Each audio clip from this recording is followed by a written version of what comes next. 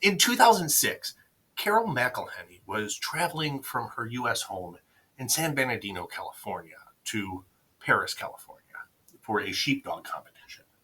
Her dog sat in the passenger seat, secured by a harness, its head hanging out the half-open window. She passed a road sign advertising Riverside, next right. Her family was from Riverside. In fact, their roots in the town dated back to the 1800s. Immediately, it brought back a flood of memories from her youth, spending time with her grandmother and the days after university where she spent living in her hometown. She reflected on how long it had been since she visited. She thought, well, she was in the area, how nice it would be to visit the cemetery and see her grandparents' graves. As soon as the thought entered her mind, she could have sworn that she smelled the faint odor of cigar smoke. It was one of the few memories she had of her grandfather. She was young when he passed, but she never forgot that smell. That night, she continued on to Paris and checked into her hotel. The next day, she took her dog for the competition trials. But the draw to return home would not go away. After judging was complete, she jumped back in the car with her puppy and headed to Riverside. Her first stop was the cemetery.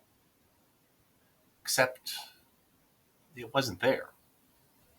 She knew the intersection well. The street signs were right. But there were no graves, no gate, nothing. She was looking at an empty plot of overgrown grass. She knew it had been a while since she'd been home, but this made no sense. Did they move the cemetery? Surely she would have been notified, or at least the family would have been notified. You can't just move somebody's body without consent, right?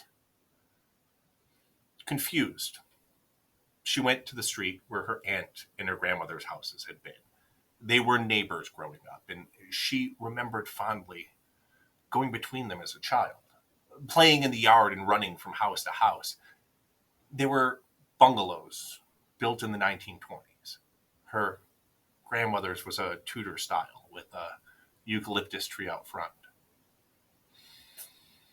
Just like the cemetery, however, things weren't what they should have been. The homes in front of her were newer ranch-style houses. Bushes sat under the front windows.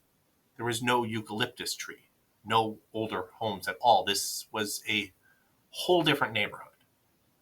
She next tried to find the house that she rented after college, and it too was missing. Carol finally decided to go to the place she knew best, University Avenue. Finally, something looked the same.